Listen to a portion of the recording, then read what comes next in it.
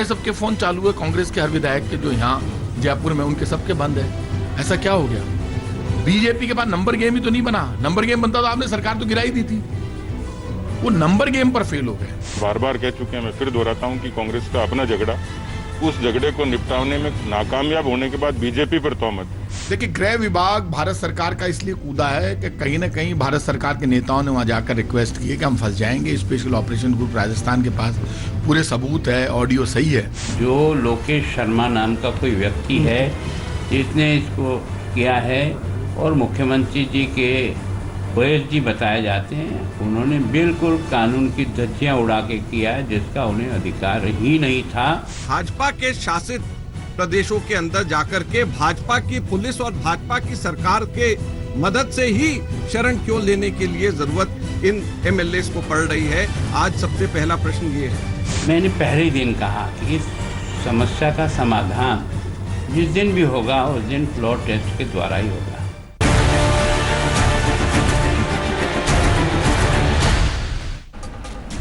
नमस्कार, आप देख रहे हैं हल्ला बोल। आपके साथ मैं हूं अंजना ओम कश्यप। 10वां दिन है आज ये राजस्थान के सियासी ड्रामे का, लेकिन अभी तक कुछ भी तस्वीर साफ नहीं हुई है। हाँ, इतना हम आपको जरूर बना सकते हैं कि आखिर हर खेमे में इस वक्त किस तरह के गोटियां चली जा रही हैं। शुरुआत सबसे पहले करते हैं पायलट खेमे से। पायलट खेमे को अभी करना है इंतजार, क्योंकि कल हाईकोर्ट में होनी है उनके विधायकों पर सुनवाई।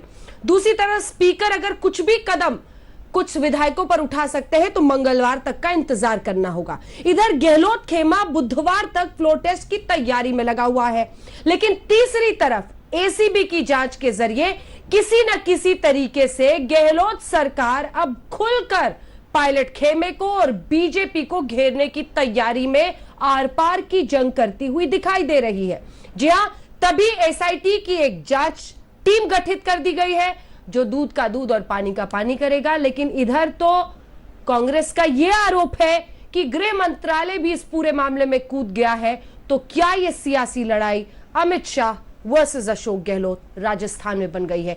यह रिपोर्ट देखिए। फिर शाहनवाज हुसैन साहब, राष्ट्रीय प्रवक्ता भारतीय जनता पार्टी के, और सुप्रिया श्रीनाथे हमारे साथ कांग्रेस पार्टी से जुड़ेंगी चर्चा के लिए। साथ साथ एक दिन मन में है विश्वास, पूरा है विश्वास, हम होंगे कामयाब एक दिन। शुरू करो अंताक्षरी लेकर हरि का नाम।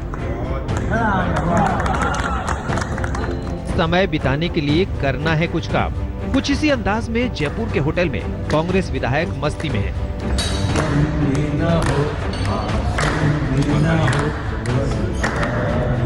लेकिन बाहर इनके मुखिया अशोक गहलोत का सिरदर्द कम होने का नाम नहीं ले रहा। फोन टैपिंग के मामले में पहले बीजेपी ने सीबीआई जांच की मांग की और अब केंद्र सरकार ने राज्य के मुख्य सचिव से रिपोर्ट मांग लिया है। इस बीच राज्य सरकार ने ऑडियो टेप की जांच के लिए एसआईटी बना दी है। जांच की जिम्मेदारी उसी आईपीएस अधिकारी विकास शर्मा को सौंपी गई है। भंवरलाल शर्मा से पूछताछ के लिए मानेसर पहुंचे थे। लोग परेशान हैं आज की दृष्टि में अपनी रोजी रोटी के लिए। ऐसे समय में सरकार का कोई भी जिम्मेदार व्यक्ति इसके बारे में कोई बात करने को भी तैयार नहीं है। यह राजस्थान की जनता को सबसे ज़्यादा पीड़ा है। मैं सोचता हूं कि इसके बारे में किसी होटल में बंद होने से इस समस्या का समाधान नहीं होगा। इसका समाधान तो फ्लोर का ऊपर ही होगा। इस तरह से उनके बागी कांग्रेस के जो एमएलए उनके साथ आकर जिस तरह से बीजेपी खड़ी हो गई है, बीजेपी के प्रवक्ता नेशनल ऑफिस से रोज प्रेस कॉन्फ्रेंस करते हैं, रोज प्रेस कॉन्फ्रेंस करके कहते हैं, उनकी पैरवी करते हैं, बार बार कांग्रेस की तरफ से वो बोलते हैं, कांग्रेस के बागी विधायकों की तरफ से। तो अचानक इतना प्रेम कहां से उमड़ गया? राजस्थान के सियासी रण में हर पल ऐसे मोड़ आ रहे हैं जिन्हें समझना थोड़ा मुश्किल है।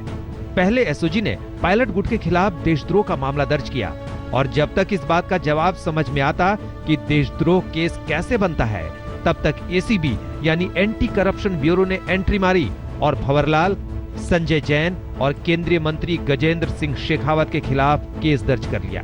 ना वो कहते हैं कि हमारी आवाज नहीं है, हम कुछ नहीं प्रीएम्प्ट करना चाहते। हम कहते हैं कि आप रिजाइन करें ताकि इन्फ्लुएंस ना कर सके। केंद्र सरकार के मंत्री के खिलाफ जांच करने के अंदर लोग 2 बार सोचते हैं, सामान्य अधिकारीगण 2 बार सोचेंगे। तो आप रिजाइन करें या आपको हटाया जाए और उसके बाद आप वॉइस सैंपल दीजिए। आप अगर जो है वो वॉइस सैंपल साफ नहीं पाया जाएगा तो दूध का दूध पानी का पानी हो जाएगा, आपको कोई घबराने की जरूरत नहीं है। इधर एक और दिलचस्प बात सामने आ रही है। कांग्रेस के एक विधायक दावा कर रहे हैं कि विधायक खरीद फरोख्त मामले में गिरफ्तार किया गया संजय जैन वसुंधरा राजे का करीबी है। ये जो संजय जैन है जिसको पकड़ा गया है, ये संजय जैन आज से 8 महीने पहले मेरे पास भी आया था और इसने मेरे से भी बात की थी कि साहब आप वसुंधरा जी से मिल लो, आप उनसे मिल लो, इस तरह की बातें इन्होंने और भी दूसरे लोगों से। पायलट गुट को पस्त करने के तमाम हथकंडे अपनाने के साथ मुख्यमंत्री अशोक गहलोत आखिरी दाव में भी जुट गए हैं। खबर है कि बुधवार को यानी 22 जुलाई को वो विधानसभा का सत्र बुलाकर फ्लोर टेस्ट करा सकते हैं। बुधवार इसलिए क्योंकि कल हाईकोर्ट में पायलट गुट की याचिका पर सुनवाई तय है और परसों शाम तक स्पीकर कोई फैसला ले सकते हैं। भाजपा ने तो अब ये भी बयान दे दिया आगे बढ़कर, घबरा कर, ये बहुमत संपूर्ण देखकर कि कांग्रेस की सरकार को, बड़ी अजीबोगरीब है, कांग्रेस की सरकार को विधानसभा बुलाकर विश्वास मत नहीं लेना चाहिए। भाजपाई षड्यंत्र का राजस्थान की सरकार गिराने का भंडाफोड़ उनके इस 2 बयानों से ही हो जाता है। किसके पास कितना दम है, इसको लेकर अपने अपने दावे हैं। इस बीच बीटीपी यानी भारतीय ट्राइबल पार्टी के दोनों विधायकों ने अशोक गहलोत को समर्थन का ऐलान किया है। उधर अशोक गहलोत के करीबियों पर इनकम टैक्स का शिकंजा लगातार कसता जा रहा है। दिल्ली और मुंबई में अलग अलग लोगों के 43 ठिकानों पर छापेमारी की गई है, जिसमें बेनामी संपत्तियों के और दूसरे अहम दस्तावेज बरामद किए हैं। अभी 68,000 करोड़ के कर्जे माफ किए, नीरव मोदी, विजय माल्या, मेहुल चौकसी, अभी नहीं हुआ 68,000 करोड़ की, जिसपे वो बोलते हैं कि ये भारतीय जनता पार्टी के पास पैसों की कोई कमी नहीं है। अब बैठे बैठे ठाले बैठे हैं वो, तो एक टीम उनकी इसी काम में लग रही है। कुछ उनके मंत्री केंद्र के वो सारे, यहाँ पर ईडी इनकम टैक्स कब किसके घर आ जाए, कब मेरे घर आ जाए, कुछ पता नहीं है। ये मेरे यहाँ भी कर सकते हैं, किसी के यहाँ भी कर सकते हैं, क्योंकि अब तो वहाँ जो बागी कांग्रेस के लोग हैं वो तय कर रहे हैं कि वहाँ जाइए, उसके यहाँ ईडी का छापा डालिए, उसके यहाँ इनकम टैक्स का कीजिए, उसको सीबीआई से डराइए। जंग सियासी है, लेकिन एसओजी, एसीबी, एसआईटी और आईटी से लेकर दूसरी एजेंसियों को भी लगाया गया है। ये देश का दुर्भाग्य नहीं तो और क्या है। बहरहाल कल हाईकोर्ट के फैसले पर आगे की तस्वीर साफ हो जाएगी। देवंकुर के साथ शरद कुमार, जयपुर, आज तक। आइए चर्चा की शुरुआत करते हैं। शाहनवाज हुसैन साहब राष्ट्रीय प्रवक्ता भारतीय जनता पार्टी के हमारे साथ चर्चा में शामिल हो रहे हैं। सुप्रिया श्रीनाथी कुछ ही देर में कांग्रेस पार्टी से हमारे साथ चर्चा में जुड़ेंगी। शाहनवाज जी, कांग्रेस का सीधा कहना है कि चूंकि आप लोग इस पूरे मामले में दाढ़ी में कहीं ना कहीं तिनका था, इसीलिए अब गृह विभाग उल्टा ये पता करने की कोशिश में है कि किसने कहां से फोन की जानकारी ली, टैपिंग की, मामला फंसाने की कोशिश है। क्या चल रहा है, कहां पे खड़े आप लोग राजस्थान में? देखिए, ये चेहरा भी कांग्रेस का है, दाढ़ी भी कांग्रेस की है, तिनका भी कांग्रेस का है। इसमें भारतीय जनता पार्टी का कोई लेना देना नहीं है। कांग्रेस के विधायकों को, कांग्रेस के नेताओं को अपने नेतृत्व पर, अपनी नीति पर कोई भरोसा नहीं है। अगर कांग्रेस पार्टी का नेता और विधायक जो उनके सिंबल से चुनकर आए हैं, उनका भरोसा कांग्रेस से है, देश की जनता का भरोसा तो पहले ही टूट गया।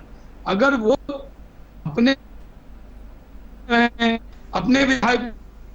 अपने विधायकों पर अविश्वास कर रहे हैं।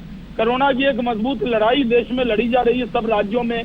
अशोक गहलोत जी मुगले आजम फिल्म दिखा रहे हैं अपने विधायक को, वहां गाना अंतराक्षी चल रही है और वहां आईसीयू में और आइसोलेशन वार्ड में कोरोना के मरीज परेशान हो रहे हैं। कांग्रेस पार्टी को देश को जवाब देना होगा कि आखिर इस मोड़ पर वो अपनी पार्टी को क्यों नहीं संभाल रही।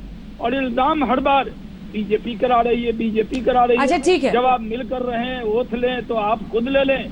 और क्या ये सरकार इन एब्सेंशिया है? ठीक है, ठीक है, क्या एक ऐसी सरकार है जिसका, ठीक है, जो एब्सेंट है, चल रही है? इस पर हम चर्चा करेंगे सुप्रिया जी से, लेकिन इससे पहले कि हम आगे बढ़े, अगर जैसे ही सुप्रिया जी जुड़ती है मुझे बता दीजिएगा। शाहनवाज जी, ये बताइए कि फोन में खरीद फरोख्त की बात हो रही है, ये इंपॉर्टेंट है, या फोन टैपिंग कौन करा रहा था उसके खिलाफ कार्रवाई होनी चाहिए, ये जरूरी है?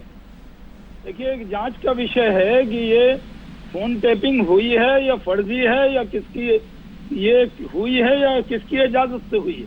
सवाल ये है किसको अधिकार है राजस्थान सरकार के होम सेक्रेटरी ने कहा कि उनकी इजाजत नहीं है। उसके एक SOP बनी हुई है कि किसका फोन जब टेप होगा तो किसकी इजाजत लगेगी। तो एक बड़ा विषय है कि ये फोन टेपिंग सरकार ने की या नहीं की, किसने की, क्यों की, किसकी इजाजत से की, ये देश जानना चाहता है। दूसरी बात, किसी का भी नाम ले लेंगे, कहेंगे आगे जांच कर लीजिए। कल के कोई फोन टेप कर लें, आपका नाम अंजना जी ले लें, आपसे आवाज मिलती जुलती, और आपको कहें कि नहीं आइए आप जांच करिए क्योंकि ये आपकी आवाज है। वाह, क्या कर रही है कांग्रेस। कांग्रेस पूरी तरह एक्सपोज हो गई है और कांग्रेस सुप्रिया जी बताइए, सुप्रिया जी जुड़ गए, बहानाबाजी कर रही है।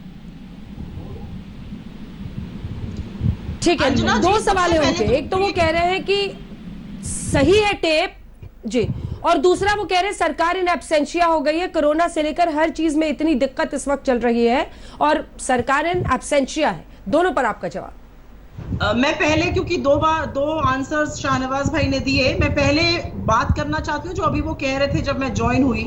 वो ये कह रहे हैं कि एक टेप है जो फर्जी है और ये है वो है। पहले दिन उन्होंने कहा फर्जी टेप है, उसके बाद इन्होंने प्रेस कॉन्फ्रेंस करके कहा इसकी CBI जांच हो। तो भाई पहले ये मन बना लें कि ये फर्जी टेप है या ये इसकी वाकई में पुख्ता जांच कराना चाहते हैं। दूसरी बात, ये जो लांछन लग रहा है ये छोटे मोटे व्यक्ति पर नहीं लग रहा है, ये केंद्र सरकार में एक मंत्री गजेंद्र सिंह शेखावत पे लग रहा है। आपको नहीं लगता है कि मॉरल अथॉरिटी होनी चाहिए उनकी कि वो अपना वॉइस सैंपल दें और आकर इस प्रोब को ज्वाइन करें? वो तो अंडरग्राउंड हो गए हैं, बार बार पहले दिखते थे टीवी चैनल्स पे बात करते हुए, 3 दिन से उनका कुछ पता ही नहीं है, कोई बयान ही नहीं आ रहा है, of the record on the record बातें कर रहे हैं, ट्वीट करते थे बहुत, बिल्कुल शांत हो गए। तो भाई जो चोर की दाढ़ी में तिनके वाली बात शाहनवाज भाई कह रहे थे, उसका एक ही जवाब है कि अगर आपका गिरेबां वाकई में साफ है और अगर आप वाकई में सच्चाई का पुतला है तो आप आइए और प्रोब ज्वाइन करिए। आप आइए और इस अपना वॉइस सैंपल दीजिए, वो आप दे नहीं रहे और आप CBI की धमकी क्यों दे रहे हैं? क्योंकि CBI आपके अंतर्गत है, CBI से जांच जब करनी होगी करा ली जाएगी। लेकिन आज तो ये बताइए कि वॉइस सैंपल भाजपा की हरियाणा सरकार, केंद्र की सरकार जो दिल्ली में है, जो दिल्ली केंद्र सरकार जो दिल्ली पुलिस को कंट्रोल करती है, वो क्यों नहीं देने दे रही है? जो बाकी विधायकों का क्यों नहीं गजेंद्र सिंह शेखावत अपना सैंपल दे? जवाब दीजिए और शाहनवाज जी, स्पेसिफिक क्वेश्चन है, स्पेसिफिक क्वेश्चन है, स्पेसिफिक जवाब दे रहा हूँ। सुप्रिया जी ने स्पेसिफिक आ रही हूँ सुप्रिया, एक बार कोरोना वाले सवाल पे आ रही हूँ, एक बार इसका जवाब जरा हो जाए। हाँ, ये पूछ रहे हैं क्यों नहीं दे रहे हैं वॉइस सैंपल। मैं ये कह रहा हूँ कि अशोक गहलोत जी सोर्स बताइए, टेप है, आपने टेप किया है, हिम्मत है तो सीधे बताइए कि आपकी सरकार अपने लोगों पर नजर रखती है। आपने अगर टेप किया है या आपके पास किस सोर्स से ये टेप आया है वो बताइए। दूसरी बात ये है, आप ऐसे ही किसी मंत्री का नाम ले लें और एक केस दर्ज कर लें अपनी सरकार बचाने के लिए और मंत्री वॉइस सैंपल देता रहे, ये कहां से जायज है? तीसरी बात यह है कि कांग्रेस पार्टी को मोरल अथॉरिटी क्या है? अब तो शुरू में कह रहे थे ना कि आपके ही नेता हैं, अभी तक तो बहुत से विधायक आपकी पार्टी में हैं, 2 लोगों को आपने सस्पेंड किया, वो तो आपके अपने कहे जाते हैं। तो क्या आपको ये अधिकार किसने दे दिया कि आप टेप करें या फर्जी टेप के आधार पर केस? शाहनवाज जी, आप तो पुराने मजे हुए पॉलिटिशियन हैं। शाहनवाज जी पुराने मजे हुए पॉलिटिशियन हैं। आप किस तरह का खेल, जो भी आरोप आप पर लग रहा है कि राजस्थान में सरकार विधायकों के खरीद फरीद का आरोप लग रहा है, आप अगर ये छानबीन करने चलेंगे कि फोन टैपिंग कौन करवा रहा था तो शक के दायरे में तो आप आएंगे ही। शक के दायरे में नहीं आएंगे कि आखिर आपको इतनी चिंता क्यों हो रही है? फोन टैपिंग, अरे अशोक गहलोत बड़े माहिर खिलाड़ी हैं राजनीति के। जी वो ऐसे ही जादू की बात नहीं करते हैं शाहनवाज जी। वो जो कांग्रेस का जादू था ना, जिस दौर में जिस जादू के ऊपर वो जादूगर बने थे, वो जादू खत्म हो गया है। इसी लोकसभा के चुनाव में 0 सीट आई उस जादूगर जी को। अगर जादूगर हैं तो उनके, आप जान लीजिए राजस्थान में 1 सीट भी वो नहीं जिता पाए अगर जादू था। दूसरी बात यह है कि वो पूरी तरह से अल्पमत के मुख्यमंत्री होकर अपनी ही पार्टी के बगावत को दबाने के लिए हम पर इल्जाम आयद करेंगे। हमारा कोई लेना देना नहीं है, हम एक जिम्मेदार विपक्ष हैं और बारीक नजर रखते जरूर हैं। आप अविश्वास प्रस्ताव लेकर क्यों नहीं आते हैं? हम सर, आप अविश्वास प्रस्ताव लेकर क्यों नहीं आती है? बीजेपी अविश्वास प्रस्ताव क्यों नहीं ला रही है? आप इंतजार कर रहे हैं कि पहले गेम अच्छे से गोटियां बैठ जाए। नहीं, हम कोई गेम में है नहीं साहब, हम तो सिर्फ बाहर से देख रहे हैं। हम ये कहते हैं कि कांग्रेस के विधायक का विश्वास अपने ही सरकार पर नहीं है तो हम क्यों अविश्वास प्रस्ताव अभी ले आए? वो बताएं ना कि उनको वो अल्पमत में है या बहुमत में है। अंजना सुप्रिया जी, ठीक है सुप्रिया जी, अब आप मेरा सवाल सुनिए। जब एक सेकंड सवाल सुनिए। जब एसओजी के एडीजी अपनी बाइट देते हैं उसमें वो कहते हैं पर्सन ए पर्सन बी, उसके बाद जो एफआईआर दर्ज है उसमें भी अज्ञात लोगों के खिलाफ, फिर ये मंत्री का नाम, मंत्री की ही आवाज है, ये सब तमाम आरोप जो आप लोग लगा रहे हैं इसको साबित करने की जवाबदेही आपकी होगी। आपको समझ में आ रहा है? केंद्रीय मंत्री का नाम लेकर आरोप लगाना, जो कि एसओजी तक नाम लिखने को तैयार नहीं है, वो भी पर्सन है पर्सन बी बोल रहे हैं, अज्ञात लिख रहे हैं। बिल्कुल सही सवाल आपने किया है और इस सवाल का सीधा और सिंपल जवाब यह है कि अशोक गहलोत 3 बार मुख्यमंत्री रह चुके हैं, एमपी रह चुके हैं, मंत्री रह चुके हैं, तो वह इतने बड़े बेवकूफ नहीं है कि वो जाकर ऐसी बात कह देंगे अगर उनके पास कोई प्रूफ करने की चीज नहीं होगी। समय आने पर वो बिल्कुल प्रूव हो जाएगा। मैं दूसरी बात की बात कहना चाहती हूँ, इतना गैर जिम्मेदार कोई भी राजनीतिक व्यक्ति नहीं होता, चाहे भाजपा का हो चाहे कांग्रेस का, तो वो समय आने पर जिस समय उचित समय होगा वो प्रूफ होगा। मैं दूसरी बात एक ये कहना चाहती हूँ, शहनवाज भाई कह रहे थे हमें इससे क्या लेना देना है, अपने नंबर वो दिखाएं, तो भाई दूध का दूध और पानी का पानी तो असेंबली में ही होगा। आप लाइए अविश्वास प्रस्ताव। अविश्वास प्रस्ताव लाना तो छोड़िए अंजना जी, आज पुनिया जी जो इनके भाजपा के अध्यक्ष है राजस्थान के और राठौर जी जो विधायक दल के नेता हैं, उन दोनों लोगों ने कह दिया नहीं नंबर दिखाने की जरूरत ही नहीं है। वो दोनों स्वीकार रहे हैं, वो कह रहे नहीं हमें प्रेसिडेंट रूल नहीं चाहिए, कोई दिखाने की जरूरत नहीं। वो दोनों स्वीकार रहे हैं कि बहुमत। सतीश पुनिया जी जुड़ने वाले हमारे साथ। सतीश पुनिया जी जुड़ते हैं तो बताइएगा। ठीक है, बोलिए अपनी बात पूरी कीजिए। बहुमत अशोक गहलोत जी के पास है, ये स्वीकारना नहीं तो और क्या। और एक बात और कह दूं शाहनवाज भाई, आप तो केंद्रीय मंत्री रह चुके हैं, ये सब बातें छोटे मोटे प्रवक्ताओं पे छोड़ दिया करिए। चोर चोरी करके ये कहे भाई सीसीटीवी कैमरा क्यों लगा था, क्यों मैं पकड़ लिया गया, आपको उसकी ज्यादा चिंता है, या पब्लिक लाइफ में प्रॉपर्टी के चलते आपको चिंता ये ज्यादा होनी चाहिए कि चोरी हुई क्यों और कैसे आपके मंत्री का इसमें नाम आ रहा है। आप अभी इसी में चिंतित है कि भाई पकड़ कैसे लिए गए हम लोग, वो संवैधानिक था या नहीं था। अरे चोरी करते हुए पकड़े गए, कुकी जार में हाथ है आपका और आप अनर्गल बातें कर रहे हैं। ये बातें आपको शोभा नहीं देती हैं शहनवाज भाई। देखिए सुप्रिया जी कांग्रेस की बहुत उभरती हुई तेज तर्रार प्रवक्ता है। एक सेकंड शाहनवाज जी एक सेकंड, इसका जवाब आप दीजिएगा। लेकिन सुप्रिया जी एक सेकंड सुप्रिया जी से एक क्वेश्चन है मेरा। शाहनवाज जी एक सेकंड, सीसीटीवी लगाने में और फोन टैपिंग कराने में बहुत फर्क है सुप्रिया, ये आप भी समझती होंगी। फोन टैपिंग इलीगली करना और सीसीटीवी लगना, वो भी सरकारी तौर पर लगना, दोनों में बड़ा जमीन आसमान का फर्क होता है, ये भी समझना पड़ेगा। और यही वो पेच है शायद जिस पर अगर केंद्र सरकार कहीं पर घुसकर अपना पैर डालने की कोशिश कर रही है तो वहां पर गलत फुटिंग पर आप भी पाए जा सकते हैं। ऐसा है कि ये टेप जो निकले हैं ये सोशल मीडिया पर आए थे, उसी के बाद ये मीडिया तक पहुंचे हैं। ये अशोक गहलोत जी ने अपने मुंह से बात कही है, बड़े जिम्मेदार आदमी है, उन्होंने ये कहा है अगर ये प्रूफ हो गया कि ये फर्जी है तो मैं राजनीति छोड़ दूंगा। ये बहुत बड़ी बात है एक मुख्यमंत्री के लिए कहना, वो हल्के आदमी नहीं है। जहां तक आप ये बात कह रही हैं कि संवैधानिक और इलीगैलिटी की बात, बिल्कुल हम ये बात समझते हैं और पूरी जिम्मेदारी के साथ हम ये इसीलिए हम पूरी जिम्मेदारी के साथ और दमखम के साथ कह रहे हैं कि जो हुआ है वो गलत है, उसकी समीक्षा होनी चाहिए, उसके बारे में जांच होनी चाहिए, ना कि ये जांच की ये कैसे हुआ है। वो भी समय पड़ने पर वो भी साफ हो जाएगा। देखिए अंजना जी, पहली बात तो ये है कि फेसबुक पर कोई बात आई और उस आधार पर अशोक गहलोत जी कह रहे हैं कि हम राजनीति छोड़ देंगे। फेसबुक के आधार पर एक टेप, फर्जी टेप या असली टेप, उसके आधार पर आप कह रहे हैं कि ये उनको जानकारी, इसका मतलब किसने की? इसका मतलब अगर वो कह रहे हैं पुख्ता जानकारी है और ये सही है तो क्या, ये जरा सुन लीजिए आप फिर जवाब देंगे। तो मैं आपसे कह रहा हूं कि अगर वो ये कह रहे हैं कि राजनीति छोड़ देंगे तो ये आधार नहीं होना चाहिए। मैं आपसे कह रहा हूं कि कांग्रेस पार्टी के आपस के झगड़े में आप हमसे कह रहे हैं कि मैं कह रहा हूं, आपके मुख्यमंत्री पर आप इतना बड़ा दावा कर रहे हैं। हमारे जो गजेंद्र सिंह शेखावत जी हैं, रोज हम लोग उनकी आवाज सुनते हैं, उनकी आवाज कहीं से मैच नहीं करती। आप 4 नाम ले लें, हम लोगों का नाम लिख दें और हम जाके जानकारी देते रहेंगे, ये नहीं हो सकता। और तीसरी बात आपने कही कि आपकी पार्टी के अंदर, अरे आपकी पार्टी का झगड़ा है, आपकी पार्टी के झगड़े में हमें क्यों घसीट रहे हैं? अगर आप अपने विधायकों को नियंत्रित नहीं कर रहे, अगर आपके विधायक अच्छा ठीक है, ये बहुत समझाइए आपके साथ शाहनवाज हैं, जी। तो होटल में मुगल आजम क्यों देख रहे हैं? वो मुगल आजम दिखाने के लिए कोरोना काल में शाहनवाज जी उनको अपने एक घर में सवाल है रहना सुप्रिया जी, चाहिए एक सेकंड। या मुगल शाहनवाज आजम जी, देखेंगे?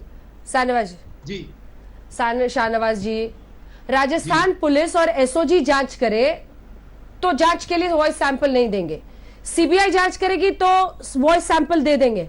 ये जांच का ये जो टीम इन्वेस्टिगेटिव टीम का फर्क है, ये कोई भी 2 का 2 4 बना लेगा। इसको आप समझ रहे हैं या नहीं समझ रहे हैं, जो अब सबको समझ में आ रहा है? शाहनवाज अंजना जी, अशोक गहलोत जी ने अपनी सरकार बचाने के लिए अपने ही मुख्यमंत्री को, अपने उप मुख्यमंत्री सचिन पायलट को, अपने ही विधायकों को नोटिस डलवाए। वो एजेंसी एसओजी के चीफ अशोक गहलोत ही जी हैं, वही उन्हीं के निर्देशन पर वो चल रही है। सीबीआई एक जिम्मेदार एजेंसी है जिस पर सबको भरोसा है। सीबीआई वो सीबीआई नहीं जो कांग्रेस के दौर में तोता बनती थी, वो एक इंडिपेंडेंट एजेंसी है। अगर कांग्रेस पार्टी को लगता है कि इसकी जांच होनी चाहिए तो सिर्फ इसकी वॉइस की नहीं पूरे प्रकरण की जांच हो जाए। आपके केंद्रीय मंत्री डेफेमेशन केस क्यों नहीं कर देते? अगर उनका कोई लेना देना नहीं है और इतना गंभीर आरोप नाम लेकर एक केंद्रीय मंत्री का घसीटा जा रहा है, डेफेमेशन केस क्यों नहीं कर देते? देखिए, हम लोगों ने पार्टी की तरफ से कांग्रेस को ये चेतावनी दी है कि इस तरह से नाम एक फेसबुक के जरिए, सुप्रिया जी ने अभी सोर्स बताया ना कि फेसबुक पर आया और उसके जरिए अशोक गहलोत जी ने इतना बड़ा दावा कर दिया, तो मैं जिम्मेदारी से कहता हूं कि आखिर हमारे मंत्री का नाम इसमें जिस तरह से लिया गया है ये दुर्भाग्यपूर्ण है। इस तरह से नाम घसीटना दुर्भाग्यपूर्ण है। भारतीय जनता पार्टी का लेना देना नहीं है। कांग्रेस अपने विधायकों को एक किले में होटल नुमा एक किला, आजकल तो राजस्थान में कई जो किला भी होता था ना, वो होटल बन गया है। और होटल नुमा जो किला है उसमें कैद कर रखा है, उसमें अच्छी अच्छी फिल्में दिखा रहे हैं, अंतराक्षी खेल रहे हैं, कोरोना पे कोई फिक्र नहीं है, राज्य की कोई चिंता नहीं है, मुख्यमंत्री या पूरी सरकार इसी में लगी है। तो मेरी ये गुजारिश है कि कांग्रेस पार्टी अपना घर नहीं संभल रहा तो इल्जाम बीजेपी पे आयद मत कीजिए। जहां तक अपना ना घर संभलने की बात सुप्रिया है, जी जवाब दीजिए, राजस्थान चला रहे हैं या सिर्फ फिल्म और अंताक्षरी करा रहे हैं, अपने विधायकों को संभाल रहे हैं, गद्दी बचा रहे हैं अशोक गहलोत? ज्ञान है अंताक्षरी का और फिल्मों का, बहुत ज्ञान है भाजपा को, क्योंकि जब कोरोना की शुरुआत हुई थी तो स्मृति ईरानी जी से लेके प्रकाश जावड़ेकर जी तक सब लोग यही सब कर रहे थे। मैं सिर्फ एक बात कहना चाहती हूँ, हमारे घर के द्वंद से आपको बड़ी तकलीफ है, थोड़ा अपने घर के द्वंद को भी देख लीजिए। 3 गुट है राजस्थान में, और कितनी बात होती है कटारिया जी और पुनिया जी और वसुंधरा जी में, वो तो बात की बात है। आप मेरी एक ही बात का जवाब दे दीजिए। आपके एक बड़े सम्मानीय सदस्य हैं कैलाश मेघवाल जी, स्पीकर भी रह चुके हैं राजस्थान असेंबली के, सीनियर सदस्य हैं। उन्होंने कल अपनी ही पार्टी को हिदायत दी है और कहा है ये मसला मैं अपनी सीएलपी की मीटिंग में उठाऊंगा जब होगी तब, कि हॉर्स ट्रेडिंग बंद कर दीजिए, मूल्यों की राजनीति करिए, मॉरल्स पे राजनीति करिए। ये कैलाश मेघवाल जी के शब्द हैं, मेरे शब्द नहीं है। आपकी पार्टी तो इतनी अकर्मण्य हो गई है कि जब हनुमान बेनीवाल आपके एलआई वसुंधरा जी पर लालछन लगाते हैं कांग्रेस के साथ साठगांठ का, तब आपकी पार्टी का एक आदमी अपने मुंह से एक शब्द नहीं निकालता है। तो अपनी गुटबाजी पर भी मैं निकालता हूं ना शब्द, इजाजत दीजिए, बोलने दीजिए। मैं आपके बीच में नहीं बोल रही थी। और थोड़ी सी बात ये मैं बता दूं, आपने एक बात तो बिल्कुल सही कही, कोरोना जैसी महामारी 10 लाख 11 लाख केस हो जाएंगे आज डे के एंड तक। हम नंबर 3 पर हैं, मौतों के में हम नंबर 8 तक हैं। आप वर्चुअल रैली करेंगे, लेकिन बिहार में 100 से ऊपर मौतें हो गई, असम में 100 से ऊपर मौतें हो गई है बाढ़ में, उसके बारे में आप नहीं करिएगा। तो पाठ मत पढ़ाइए शहनवाज भाई, आप लोग जितना निंदनीय कार्य करते हैं। और एक बात आपने बिल्कुल सही कही, वो मैं आपसे बिल्कुल अग्री करती हूँ, ये हमारे जमाने की सीबीआई नहीं है, ये तो मोदी जी के जमाने की सीबीआई है। जब अस्थाना और वर्मा जी साथ मिलकर लड़ते हैं, 1:30 बजे रात को coup होता है और एक नया आदमी लाके सीबीआई में बैठा दिया जाता है। ये पहले कभी नहीं हुआ था, इसीलिए सीबीआई की जांच मांगी जा रही है। मुंह मत खुलवाइए मेरा। आपके जमाने में तो सुप्रीम कोर्ट ने इसको तोता बोला था। इस पर मुंह खुलवाए ना खुलवाए वो बोलेंगे। शाहनवाज जी एक सेकंड, शाहनवाज जी एक काउंटर क्वेश्चन है सुप्रिया जी से, एक सेकंड सर, एक काउंटर क्वेश्चन, एक काउंटर क्वेश्चन जी। अंजना जी, इन्होंने वसुंधरा राजे सिंधिया जी के लिए बोला वो सुप्रिया हमारी जी, पार्टी के आपको नेता ये भी हैं। तो देखना होगा कि कांग्रेस पार्टी किस राह चल रही है। एक सेकंड सर, कांग्रेस पार्टी किस राह चल रही है, कांग्रेस पार्टी की क्या परिस्थिति है। एक सवाल पूछो तो कांग्रेस पार्टी के नेता नाराज हो जाते हैं, लेकिन परिस्थितियां ऐसी है कि राज्य दर राज्य आपकी हवाइयां उड़ी रहती है, आपसी गुटबाजी इतनी हावी हो जाती है कि बीजेपी अपने तरीके से फिर परिस्थिति को अपनी कंट्रोल में कर लेती है। ये परिस्थिति को संभालना केंद्रीय नेतृत्व की जिम्मेदारी होती है। बहुत लेट कर देते हैं हुजूर आते आते, और इसीलिए परेशानी इस हद तक पहुंच जाती है। क्या इस बात में 100 अन्ना सच्चाई नहीं है जो मैं कह रही हूं? हर राज्य में आप देखिए, चाहे वो मध्य प्रदेश में मामला आपका ज्योतिरादित्य सिंधिया के साथ बिगड़ा हो, आज वहां बीजेपी का शासन है। राजस्थान में जैसी परिस्थितियां हूं, सचिन पायलट लगातार कोशिश कर रहे थे बात करने की, लेकिन गहलोत उसके अभी भी आप देखिए, अंग्रेजी बोलने वाले, फर्राटे वाले, हैंडसम लुकिंग, मतलब ये अंत नहीं वो करना चाह रहे। ये बताता है कि आपकी जो राज्यों में परिस्थिति है वो खुद ही बीजेपी को रास्ता देती है। अंजना जी, सबसे पहले तो मैं ये कहूंगी कि जो लोग गुस्सा हो जाते हैं सवाल सुन के, वो गलत बात है। गुस्सा होने की कोई बात नहीं है। आप मीडिया में हैं, आपका काम है सवाल पूछना और हमारा काम है सवालों का जवाब देना। जहां तक आपने दिक्कतों की बात कही, तो मैं आपको 2-4 चीजें इसमें ये बताना चाहती हूँ। पहली चीज तो ये है कि जिसको आप लोग कहते हैं बीजेपी फायदा उठा लेती है, वो फायदा उठाना नहीं है अंजना जी, वो लोकतंत्र की सरेआम कत्लेआम होता है पैसों के बल पर। ये सबने देखा है, कर्नाटक, गुजरात, गोवा, अरुणाचल प्रदेश, मणिपुर, नागालैंड, हर जगह, और एजेंसीज के बल पे। शाहनवाज भाई आज एसओजी पर सवाल उठा रहे हैं और एसीबी पे सवाल उठा रहे हैं। मैं आपके सवाल का बिल्कुल जवाब दूंगी। मुझे एक बात और भी पूछनी है।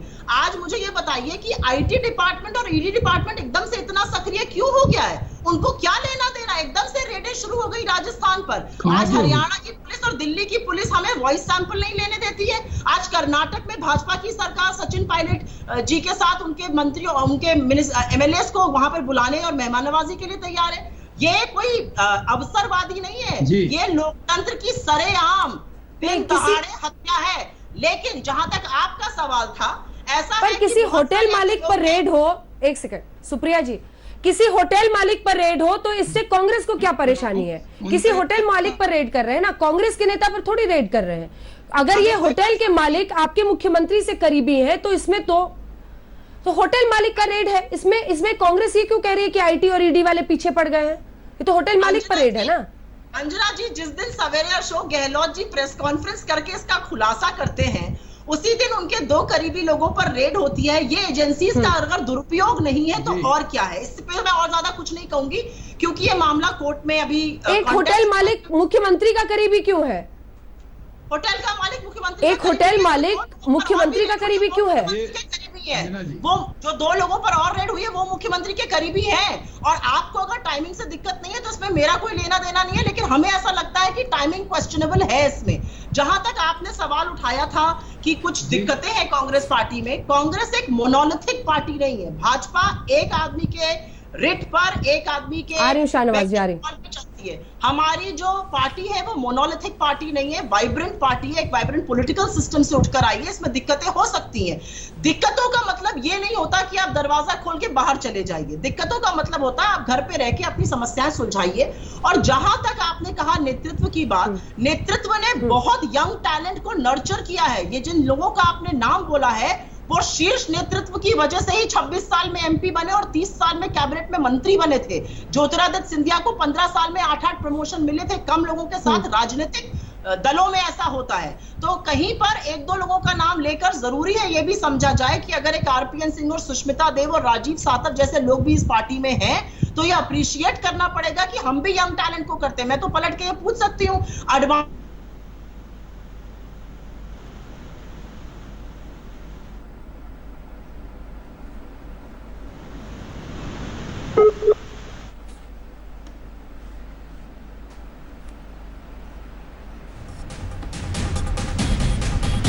रही हूँ आपके पास, थोड़ी आपकी आवाज रुक गई है सुप्रिया जी। सुप्रिया जी एक सेकंड, मैं आ रही हूँ आपके पास। शाहनवाज जी आपके पास आ रही हूँ जल्दी से।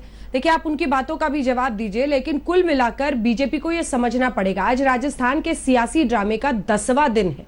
पहले दिन से लेकर आज तक आपकी यही छवि है कि आप किसी भी तरीके से अगर एक कमजोरी सामने वाले की मिल जाए उसके बाद बहुमत की बनी हुई सरकार का भी कोई अर्थ राज्य में नहीं रह जाता है। किसी न किसी तरीके से जोड़ तोड़ करके आप अपनी सरकार बना ही लेते हैं। और एक नहीं, ऐसे कम से कम 6-7 राज्य हैं जो कि लगातार एग्जाम्पल हम दे रहे हैं, मध्य प्रदेश से लेकर गोवा, तमाम जगहों का। शाहनवाज जी देखिए अंजना जी, हमारा कोई लेना देना नहीं होता है, लेकिन पहली बात तो ये है कि आपने बहुत अच्छा सवाल पूछा। जो आईटी के डिफॉल्टर हैं उससे कांग्रेस का संबंध क्यों होता है? या ईडी कोई जांच कर रही है, कांग्रेस उससे अपना रिश्ता क्यों जोड़ लेती है? इसका मतलब उन सब से रिश्ता है और इसको कबूल करना चाहिए कि उनसे रिश्ता है। दूसरी बात यह है कि कांग्रेस से, अगर कांग्रेस नेतृत्व से मोह भंग हो रहा है विधायकों का, तो हम क्या करें? यानी हम इंडियन टीम जाकर कोई पाकिस्तानी टीम के अंदर टूट होती है तो उसको जाके हम मैच जिताने तो नहीं जा सकते। अगर कांग्रेस पार्टी में पहले दिन अशोक गहलोत और आप कांग्रेस पार्टी की टीम को पाकिस्तान की टीम बना दिया आपने, अब यही बाकी रहा था सर। नहीं, हम क्रिकेट की टीम नहीं, वो वाली टीम नहीं बताई। मैंने आपसे कहा हमारा कोई खिलाड़ी जब दूसरे खिलाड़ी से, दूसरे देश के खिलाड़ी, चलिए श्रीलंका बता दीजिए आप, फ्रेंडली कंट्री, मैं कह रहा हूं अगर दूसरे देश के खिलाड़ी हमसे मैच करते हैं तो हम जाके उस टीम को जिताने नहीं जाएंगे ना। हमारा काम है अपना मैच खेलना, हम खेलते रहते हैं। लेकिन कांग्रेस पार्टी अपनी कमियों को, वो हिट विकेट खुद हो जाते हैं और कहते हैं कि आपने हमें ऐसा बॉल मारा कि हम हिट विकेट हो गए। अरे साहब, अपना विकेट संभालिए, अपने विधायक संभालिए, आप अपनी कमजोरियों को खुद कम कीजिए। लेकिन क्या कारण है कि कांग्रेस पार्टी से उनके विधायकों का, उनके नेताओं का मोह भंग हो रहा है? भारतीय जनता पार्टी इसमें कहां से आ गई? शुरू से क्या पहले दिन आपको नहीं पता अंजना जी? पहले दिन सचिन पायलट, अशोक गहलोत, सतीश पुनिया जी जुड़े क्या हमारे साथ? हुआ था क्यों इतना बड़ा हंगामा हुआ था? क्यों टायर जलाए गए थे? क्यों प्रदर्शन हुआ था? क्या कांग्रेस नेतृत्व बताएगा कि भारतीय जनता पार्टी का रोल था? ठीक है, पूछती हूँ उनसे। डिवीजन था। आपके बीजेपी के अध्यक्ष मिल गए हैं राजस्थान के, शाहनवाज जी। ठीक है, आ रहे हैं सर, आ रहे हैं। मित्र हैं सतीश पुनिया जी हमारे साथ, बीजेपी अध्यक्ष राजस्थान के जुड़ गए हैं। पुनिया जी, स्वागत है आपका आज तक पर। मेरा पहला सवाल आपसे यही, क्या चाहते हैं आप लोग? सीबीआई जांच हो पूरे मामले की, या फिर आपको लग रहा है कि सिरे से पूरे मामले में ही गड़बड़ है? बीजेपी का स्टैंड समझ में नहीं आ रहा सर, क्योंकि पहले एसओजी की टीम जब जाती है तो वॉइस सैंपल देते नहीं है विधायक ना मंत्री। अब आप सीबीआई जांच की मांग करते हैं, फिर इधर अविश्वास प्रस्ताव भी नहीं ला रहे हैं। आपकी इस वक्त स्थिति, परिस्थिति और अगला कदम राजस्थान में क्या है? पुनिया जी। अंजना जी, वैसे तो कुछ बातें रिपीट होंगी, लेकिन केवल इतना ही शुरू करूंगा मैं कि कांग्रेस की अपनी कमजोरी हमारे माथे, और उसके बाद का जो घटनाक्रम हुआ, जिस सीबीआई की जांच की प्रश्न आपने पूछा है, क्यों नहीं होनी चाहिए? क्योंकि जिस तरीके से राजस्थान में अप्रत्यक्ष तौर पे आपातकाल है, 2 बार बाड़ाबंदी हुई, राज्यसभा चुनाव के दौरान हुई, विधायक, पूरी सरकार बाड़े में बंद है, फोन की टैपिंग हुई, एसओजी और एसीबी का डर दिखाया गया, निर्दलीय और छोटे छोटे विधायकों को पकड़ के लाया गया। बीटीपी के विधायकों का दृश्य आपने देखा होगा, किस तरीके से उनके पास साथ मिसकंडक्ट हुआ, उसके बाद फिर उनको लाके प्रेस कॉन्फ्रेंस में ज्वाइन कराया गया। तो पिछले कई दिनों से अपनी कुर्सी बचाने के तौर पर उन्होंने अपनी पार्टी को दांव पे लगा दिया। इतनी में उन्होंने बीजेपी को डिफेम करने की कोशिश की। उसकी मैं रणजीत सिंह सुरजेवाला जी की प्रेस कॉन्फ्रेंस देख रहा था, ऐसे बयान कर रहे थे जैसे ऐसे वो कह रहे थे तुरंत गिरफ्तार करिए गजेंद्र सिंह को। गजेंद्र सिंह कौन? कोई जांच हुई, कोई इन्वेस्टिगेशन हुई, उस पर किसी तरीके से तुरंत गिरफ्तारी कीजिए। यानी ये टैप आया कहां से? सीएमआर से वो सारी चीजें जारी होती है, प्रेस रिलीज जारी होती है, ये टैप जारी होता है, तो सीधे सीधे निजता का उल्लंघन है। और इस तरीके से विधायकों को, जनप्रतिनिधियों को डराने की कोशिश हुई। अब यदि आप ये चाहते हैं दूध का दूध और पानी का पानी, ठीक है, तो आपकी एसओजी और एसीबी जो ठीक है, और सीबीआई पे प्रश्न खड़े करते हो आप। ठीक है, अगर ये निजता का उल्लंघन है, अगर ये गलत है और नजर है केंद्र सरकार की, तो मानहानि का मुकदमा क्यों नहीं करते आपकी मंत्री? क्योंकि एसओजी की जो एफआईआर है उसमें भी नाम नहीं लिखा गया है, एडीजी भी नाम नहीं ले रहे हैं, लेकिन पॉलिटिकल रूप से नाम लिया जा रहा है। तो अगर आपके केंद्रीय मंत्री वाकई अबव बोर्ड है, कोई लेना देना नहीं है आप लोगों का, तो मानहानि का मुकदमा क्यों नहीं करते हैं? होगा ना, तो आज ही थोड़ी होगा, धीरे धीरे सारी चीजें होंगी। अभी आपको ध्यान होता है एफआईआर रजिस्टर हुई है।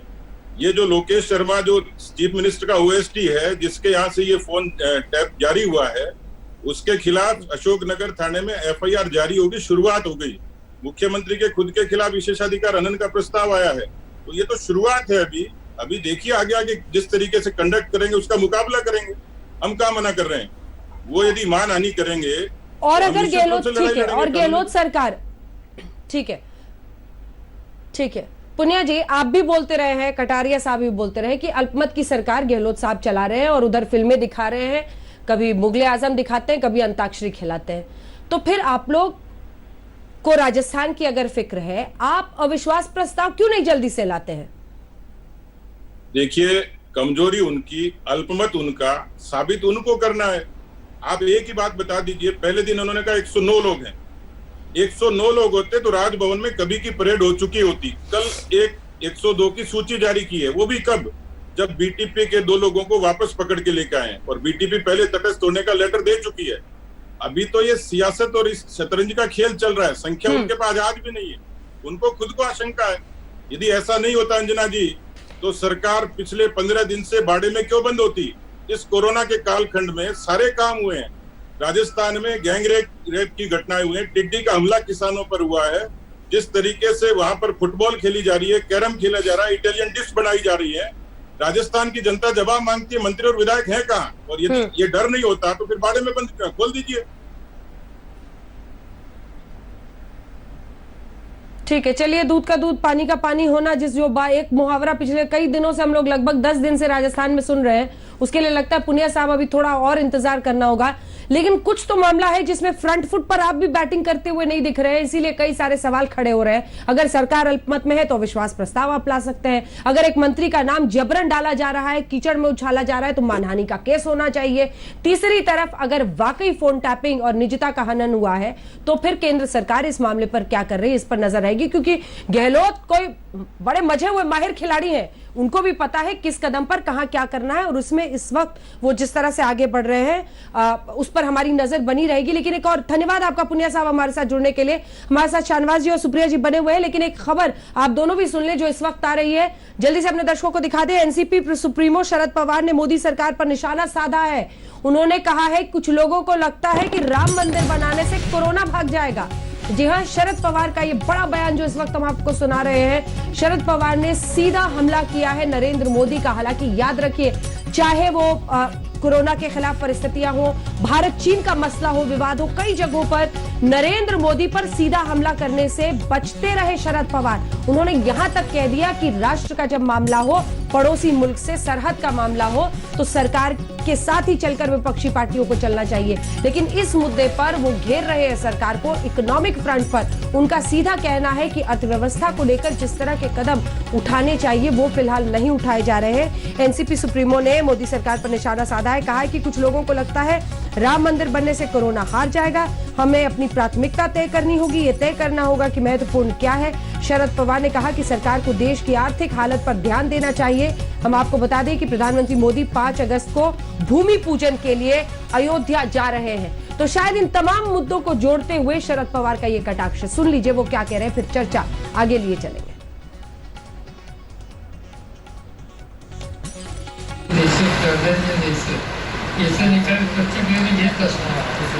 आम्हाला असं वाटतं की कोरोनामध्ये सापडलेले लोक त्याला कसं बाहेर काढायचं, त्या कामाला आपण काढणार नाही. काही लोकांना असं वाटत असेल की मंदिर बांधून कदाचित कोरोना जाईल आणि त्या बांधण्याने कदाचित त्याने हा कार्यक्रम घेतला असावा, मला माहिती नाही, कारण मला माहिती नाही. आम्हाला असं वाटतं की कोरोनामध्ये सापडलेले तो शरद पवार का ये बयान आपने सुना है। हमारे साथ वाईपी त्रिवेदी साहब जो कि एनसीपी के नेता हैं, वो भी इस चर्चा में शामिल होंगे। लेकिन शाहनवाज जी बताइए, जवाब दीजिए। कह रहे हैं कि अर्थव्यवस्था पर आपका ध्यान नहीं है, आपको लगता है कि राम मंदिर बनाने से कोरोना भाग जाएगा। जाहिर तौर पर प्रधानमंत्री का जो कार्यक्रम है शिलान्यास के लिए पहुंचने का, उस पर यह कटाक्ष है उनका, क्या जवाब होगा आपका शाहनवाज जी? देखिए, पहले ही जवाब है मेरा। मैं आपसे कहता हूं कि कोरोना से मजबूत लड़ाई भी लड़ेंगे, सीमा की रक्षा भी करेंगे, अर्थव्यवस्था को भी मजबूत करेंगे, और करोड़ों लोगों की जो आस्था का प्रतीक है राम मंदिर, उसको कोरोना रोक नहीं सकता है। वो काम इतने दिनों के इंतजार से जब वो काम है वो काम शुरू हो रहा है, और इसमें इसको कोरोना से जोड़कर उनका दिया गया बयान मैं वाजिब नहीं मानता। मैं मानता हूं कि करोड़ों लोगों की, इस देश के हिंदुओं की बहुत बड़ी आस्था है और बहुत बड़ा विश्वास है कि जल्द से जल्द राम मंदिर बनना चाहिए। तो देश में न्यूज़ चैनल भी चल रहा है, सरकार भी चल रही है, हम अन्य काम भी कर रहे हैं। तो क्या कोरोना आ गया तो राम मंदिर का काम रोक दें? ये संभव नहीं है। राम मंदिर अपनी जगह वहाँ जो एजेंसी है वो बनाएगी, वो जो कमेटी है वो काम करेगी, लेकिन सरकार कोरोना से एक मजबूत लड़ाई लड़ रही है और उसमें कोई कोताही नहीं बरत रही।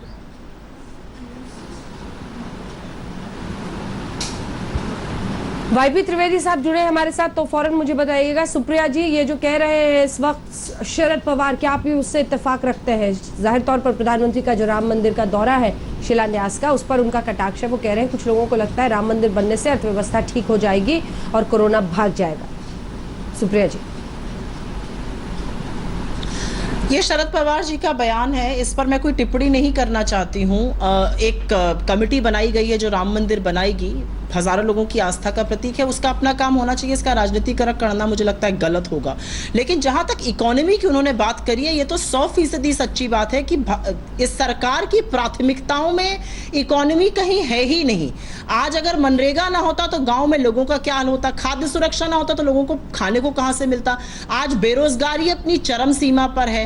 आज ये कह रहे हैं कि हम बड़ी हिम्मत से कोरोना से लड़ेंगे, पता नहीं कौन सी हिम्मत बता रहे हैं। 11 लाख लोग संक्रमित यहाँ पे हो चुके हैं, डेथ रेट में हम 8th नंबर पे आ गए हैं, हम youngest nation in the world हैं, और उसके बाद भी हमारे यहाँ मौतें रशिया से ज्यादा हो रही है। किस तरह की बातें हो रही है मैं समझ नहीं पा रही। और चीन पर तो हैरत अंगेज बयान आया है रक्षा मंत्री का, वो कहते हैं कि बातचीत चल रही है लेकिन इसका क्या हल होगा और किस तरह से डिसएंगेजमेंट हो सकेगा इसके बारे में मैं कुछ नहीं कह सकता हूं।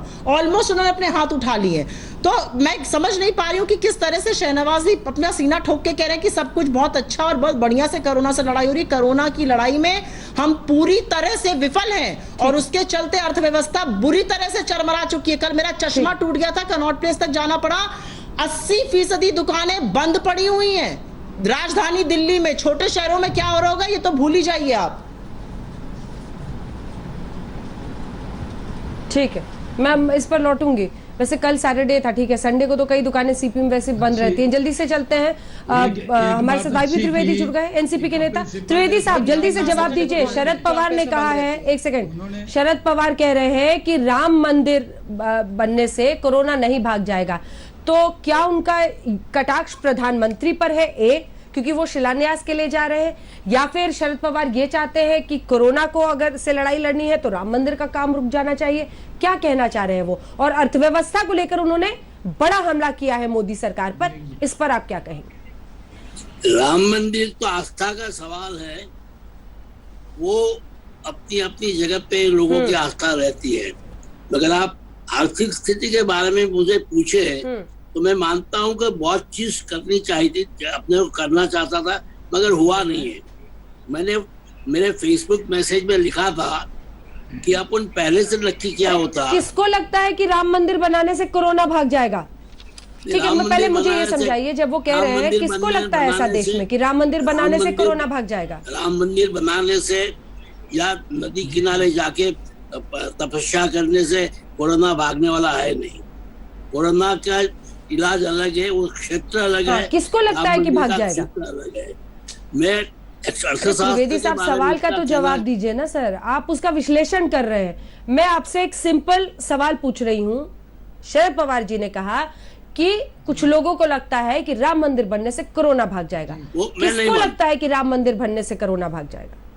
वो मुझे मालूम नहीं, और कुछ लोग बोलते हैं, आपको नहीं मालूम? मैं मानता हूँ ये संत लोग कहते हैं कि राम मंदिर बनाने से कोरोना भाग जाएगा, मगर मैं नहीं मानता हूँ कोरोना भागता है ऐसा राम मंदिर बनाने के तो विश्व में से, दुनिया में, सारी दुनिया से कोरोना निकल जाता था। अच्छा, मतलब हवाई बातें हैं जी, हवाई बातों पर आप टिप्पणी कर रहे हैं, मतलब हवाई बात है, साइंटिफिकली एस्टेब्लिश नहीं है। अच्छा, मैं तर्कशास्त्र में मानता हूँ, लॉजिक में मानता हूँ, लॉजिक में बैठता नहीं है। कोई नदी किनारे जाके कोई प्रार्थना करे, इससे भी कोरोना भागने वाला नहीं है। कोरोना भगाने के लिए अपने को वैक्सीन ढूंढनी पड़ेगी। शाहनवाज जी, अर्थव्यवस्था को लेकर लेकिन कुछ गंभीर सवाल है जिसका सामना आपकी सरकार को करना पड़ेगा। किस तरह से उसे पटरी पर लाएंगे? एक मंडे से लेकर फ्राइडे तक के 4 बजे या 6 बजे के प्रेस कॉन्फ्रेंस से नहीं हो जाएगा, उससे कहीं आगे बढ़कर कुछ ऐसे ठोस कदम उठाने की जरूरत है। देखिए, एक तो सुप्रिया जी का शुक्रिया कि कम से कम वो गलती जो कांग्रेस के नेता और कपिल सिब्बल कहते थे कि राम मंदिर के निर्माण के काम को चुनाव के लिए मत कोर्ट को कहते थे कि आगे बढ़ा दीजिए, वो उन्होंने नहीं कहा। उन्होंने कहा हजारों नहीं, ये करोड़ों लोगों की आस्था का है और पूरे हिंदुस्तान के लोग चाहते हैं कि राम मंदिर बने। दूसरा, राम मंदिर को कोरोना से क्यों छोड़ा जा रहा है? जिस तरह अंजना जी अभी सावन का महीना है, आप घर में पूजा करती होंगी, इबादत करती होंगी, हर कोई करता है, तो राम मंदिर का निर्माण चल रहा है, उसमें कोरोना, हमने कब कहा कि कोरोना इससे भाग जाएगा? हमने तो कभी नहीं कहा। हम तो ये मानते हैं कि कोरोना के खिलाफ एक मजबूत लड़ाई नरेंद्र मोदी भागे ना भागे, आप लग रहा है अर्थव्यवस्था के टॉपिक से भाग रहे हैं सर। नहीं, मैं नहीं भाग रहा हूँ, उस पर भी सर लग रहा है आप अर्थव्यवस्था के टॉपिक से भाग रहे हैं। नहीं, मैं अर्थव्यवस्था पे भी आ रहा हूँ। मैं कह रहा हूँ कि प्रधानमंत्री तो वर्ल्ड लीडर बन के उभरे। कोरोना के खिलाफ लड़ाई में अगर दुनिया में किसी की शख्सियत में सबसे बड़ी ऊंचाई पाई है तो हम सबका सौभाग्य है कि हमारे नेता नरेंद्र मोदी जो भारत के प्रधानमंत्री, उन्होंने पाई। कोरोना के खिलाफ बड़ी लड़ाई हम टाइम हो रहा है, जीत पाएंगे। अर्थव्यवस्था पर भी सुधारा है, कोरोना को भी हरा, अर्थव्यवस्था को भी दुनिया के मुकाबले आज भारत की अर्थव्यवस्था बहुत अच्छी है।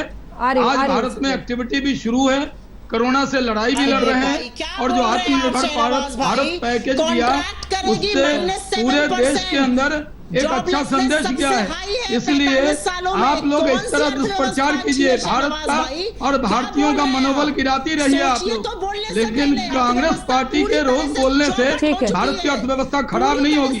आज भी देखें, हमने कोरोना के दुनिया। ठीक है, एक ब्रेक के लिए मजबूरन एक दिन अर्थव्यवस्था पर अलग से बहस करनी होगी। मजबूरन एक ब्रेक के लिए मुझे रुकना पड़ रहा है, लेकिन राजस्थान की गतिविधियों पर है हमारी नजर। एक ब्रेक के लिए हम हल्ला बोल में रुक रहे, फौरन लौट रहे, देखते रहिए आज तक। नमस्कार, मैं हूं अंजना ओम कश्यप। हमें उम्मीद है ये वीडियो आपको पसंद आया होगा। लेटेस्ट खबरों के लिए यूं ही देखते रहिए आज तक, और इस वीडियो के पसंद आने पर लाइक, शेयर एंड सब्सक्राइब करना ना भूलें।